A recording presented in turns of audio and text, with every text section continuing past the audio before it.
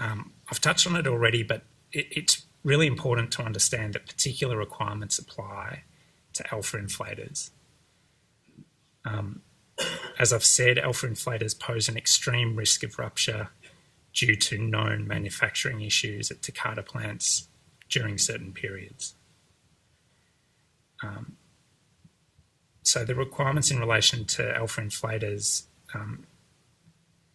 include that, well, for any manufacturer that has supplied vehicles equipped with those alpha inflators, they were required to commence recalls of those inflators within 1 week of the recall notice commencing, which was back on 3 April, which feels like a long time ago. The inflator must be replaced within 5 days of the part becoming available at the designated dealership, and the manufacturer has 2 weeks to get the part to that designated dealership.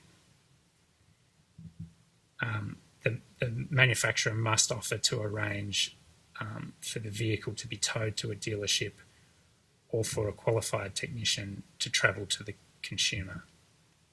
So that's just alpha inflators, and thankfully there's much fewer of them on the roads these days. In terms of all other affected Takata airbag inflators,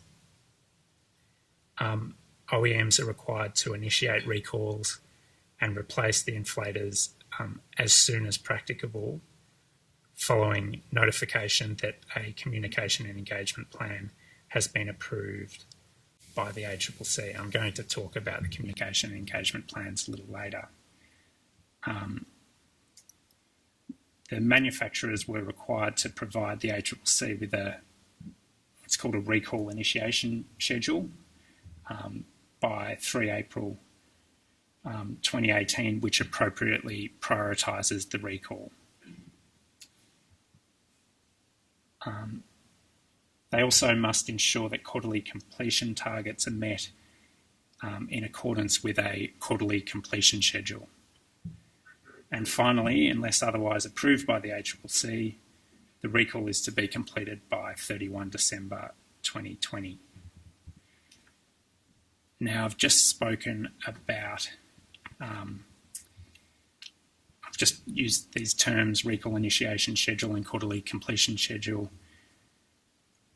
What am I talking about when I refer to them? In essence, the recall initiation schedule is the timetable identifying when the supplier will recall affected vehicles. As I've said, we acknowledge that there is a limited supply of replacement parts. There's actually a global shortage of them because of overseas demand.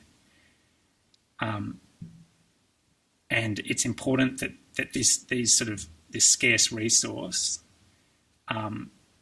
is directed to those vehicles that most urgently require replacement. So on that basis, the notice requires suppliers to plan their recall by prioritising in accordance with those certain risk factors, which I talked about before, older airbags before newer airbags, those vehicles in high absolute humidity climates over those in sort of dry, cool climates. And of course, as I said before, driver side airbags first, although there's a requirement that where possible, if a vehicle has both passenger and driver side affected airbags, that they both be done at the same time. But, there's concerns that there's such a limited supply that we might need to focus just on the driver side airbags first.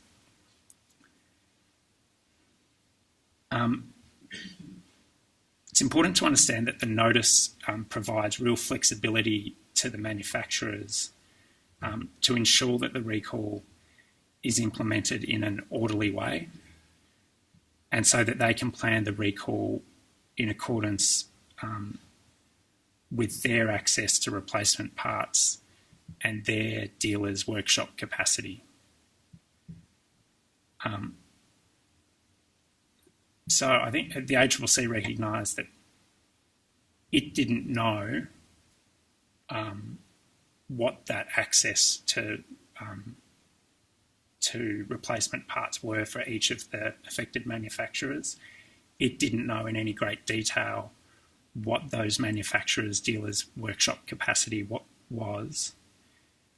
So the way the recall notice works is to say, you, manufacturer, submit a recall initiation schedule which takes into account those things, make submissions to the ACCC as to why that's appropriate, and those will then be approved or not approved, as the case may be.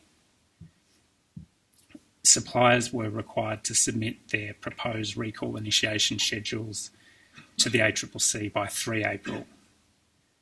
The ACCC has completed its assessment of these schedules and it's published them.